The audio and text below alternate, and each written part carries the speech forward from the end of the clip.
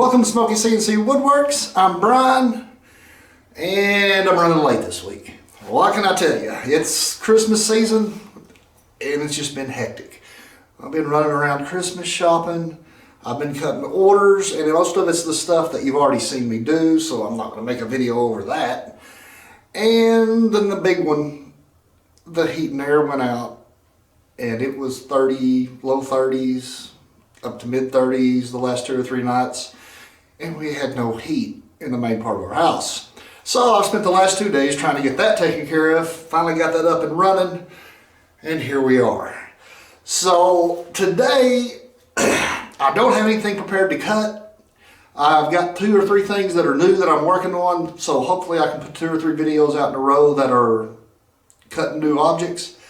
But what I'm going to do today is answer some questions. I often neglect that. I get asked a bunch of questions a lot of times. I mean, almost every video I get asked several questions, and I haven't addressed several, and the ones that get hit on more than the others are the ones that I usually come out here and address. So we're going to do that today, so let's go. So one of them I get asked quite often is when I'm cutting stuff out or cutting all the way through the top board, why do I put a block or another board underneath?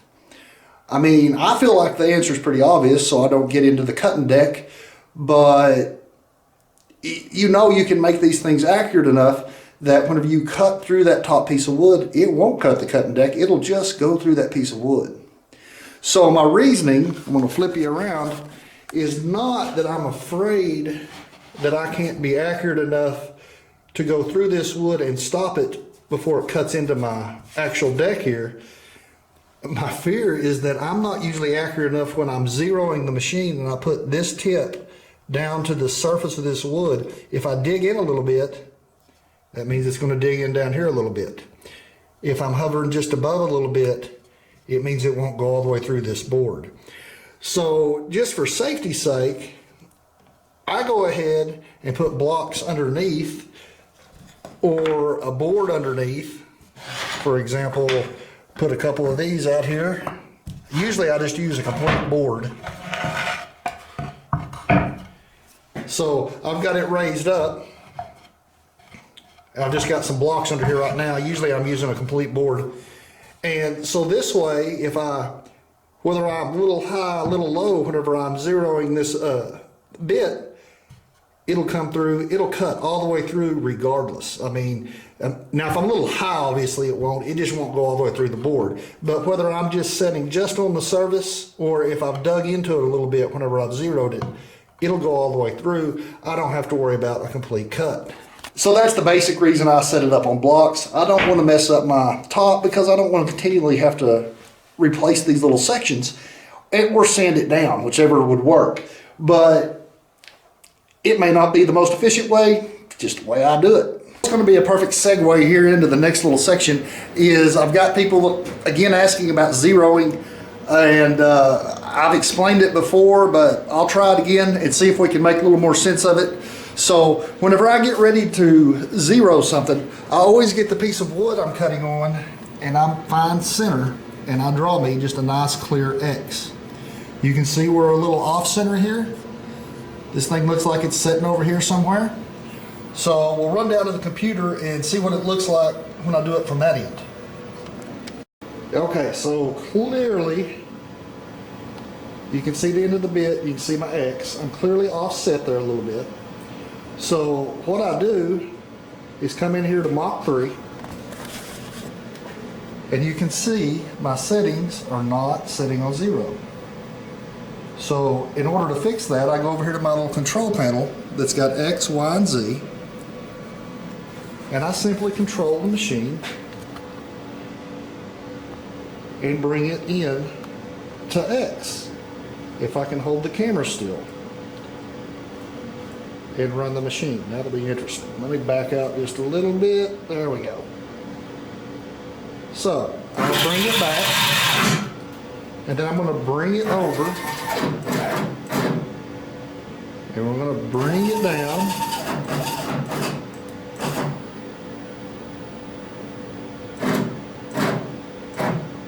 and so often what I do is when I think I'm about right, I slide over here to the side And that looks pretty dang good. Looks like I'm right over X. So we'll slide back here. You can see I'm sitting just hovering above. And what I'm going to try to do is get that Z just a touch.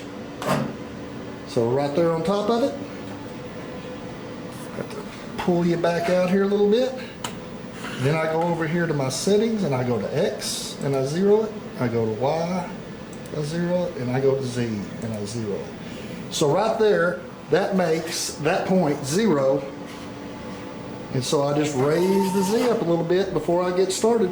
That's just a basic of how zero as I can show you. I mean, it's just put an X on it. I try to go to that point and then I zero it out in Mach 3, and that starts us right at where I call 0.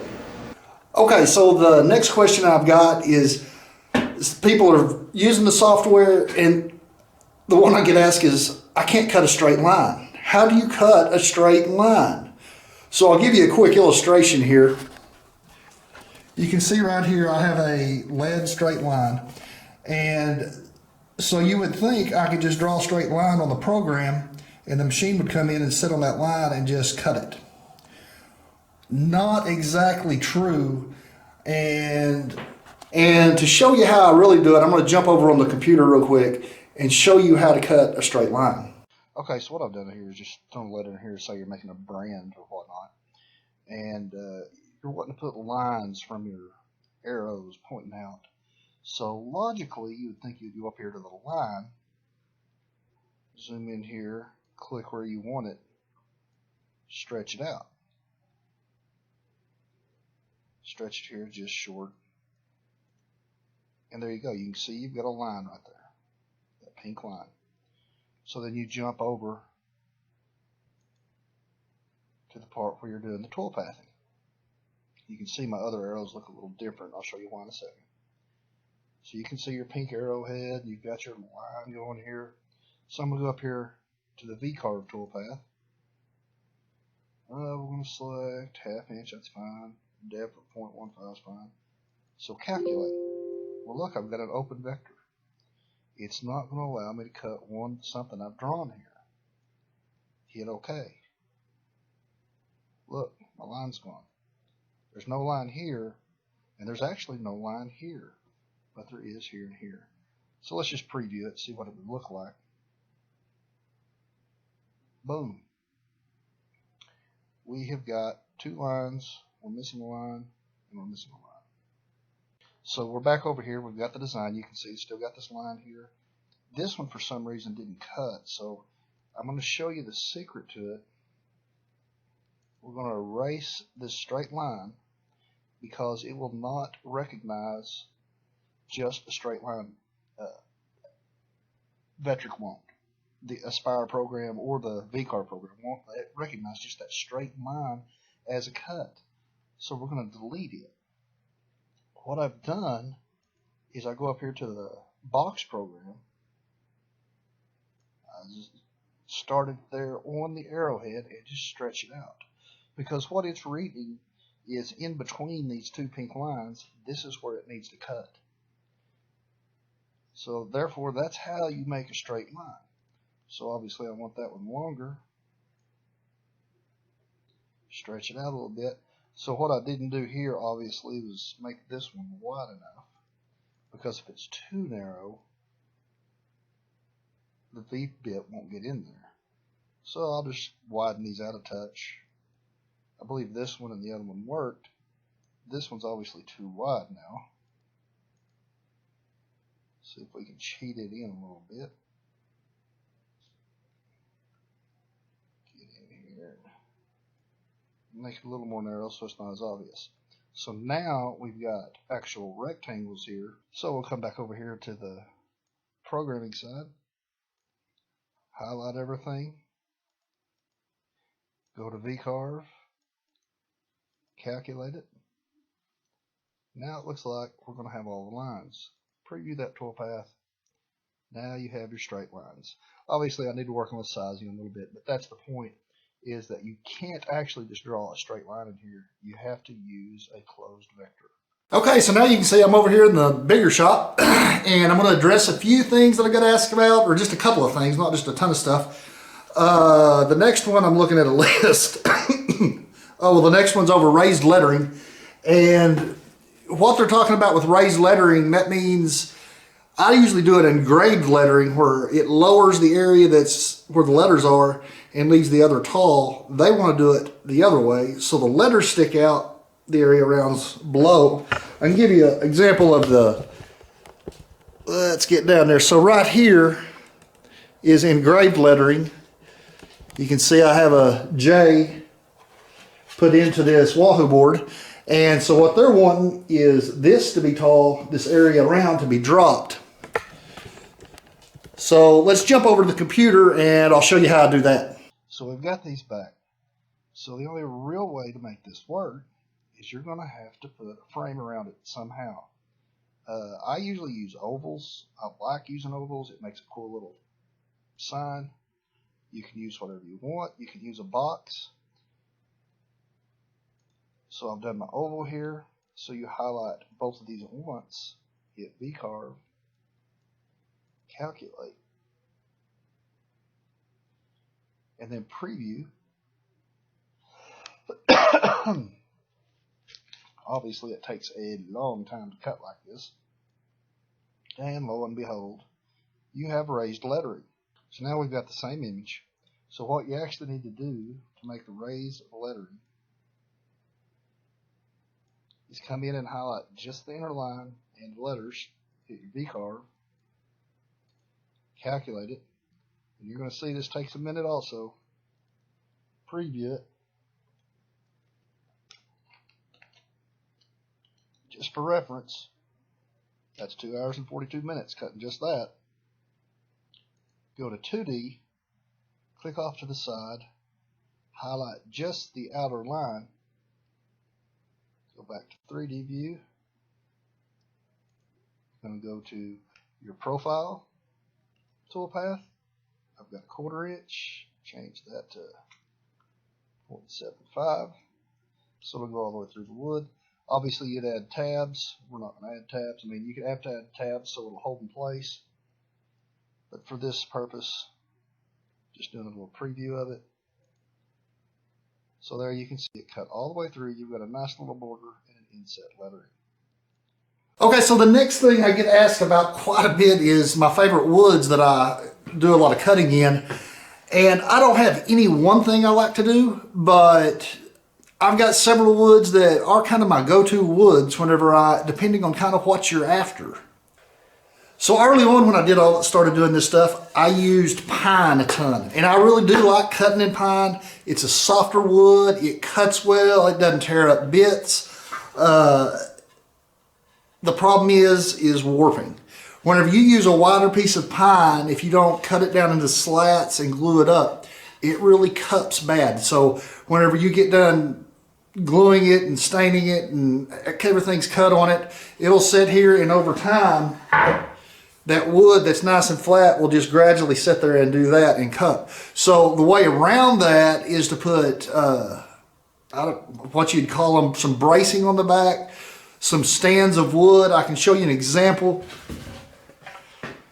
Right there, you just put these little slats of wood and it holds the whole thing nice and straight. Y'all might recognize that one. That's old Phelps Custom Crafts, and I just haven't got it to him yet.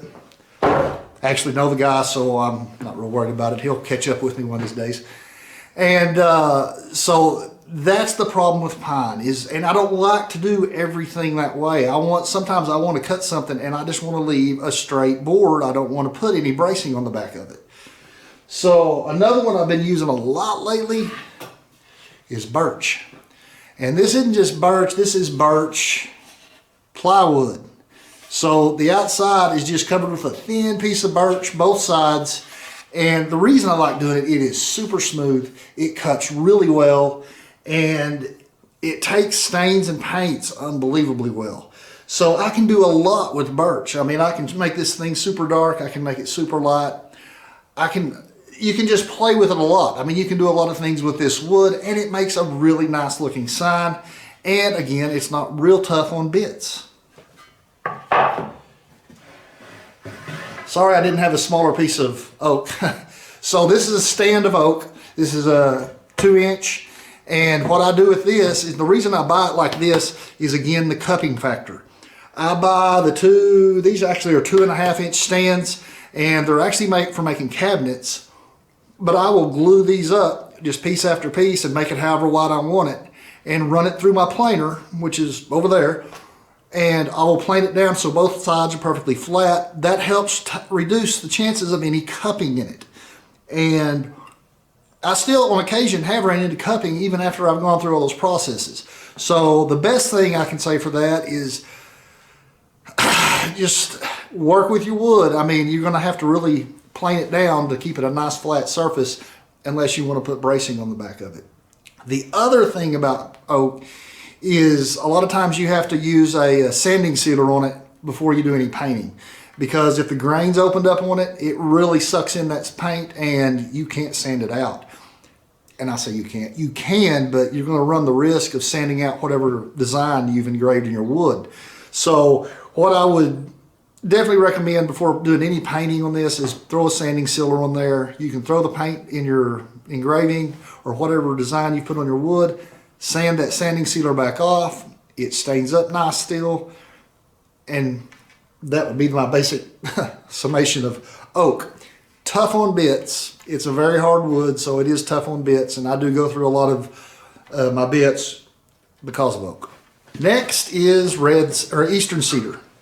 So you saw me do this one. This was the Gilbrook Farms. It was done on Eastern cedar. It is an easy wood to cut. It's soft. I mean, it won't tear up bits bad. It takes stain really well. It really has a nice, how can I put it? A nice continuous finish. I mean, it's just smooth looking. You throw poly on it and it just pops. Now, there are more than one kinds of cedar, obviously. Eastern cedar is not what's native to here. What's native to here is a red cedar. So the next up is red cedar. You saw the Eastern cedar, and you can tell the differences, how much darker it is. I mean, it's obviously a red cedar. This is the native to Oklahoma, and the problem I have with using red cedar, it's still a log. We've got them everywhere, but you have to go to a mill to get a board of it. So what I've done here is I've just got a piece of a log, and I've cut it on a bandsaw and cut it down to thickness, ran it through the planer. It's a process though. I mean, you're basically milling your own stuff. Well, I don't have the means to mill at a large scale, so that's just more time out of my day. So the thing that draws you to using it is how it looks. You see this real light color. A lot of times that's done in the middle, and you can see a little bit right there. And the deeper I get into this wood, it may be a vein of it through the middle of it.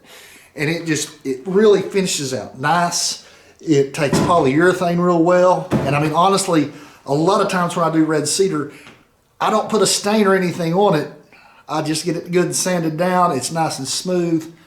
I throw poly on it and it just pops. If y'all think back to, I did a Maltese cross for the fire department, and it was just about this big.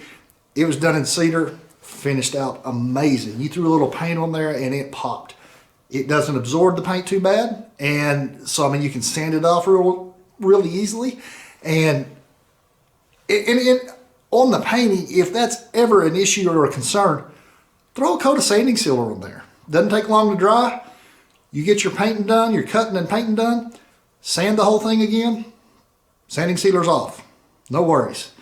So that's about it on the woods.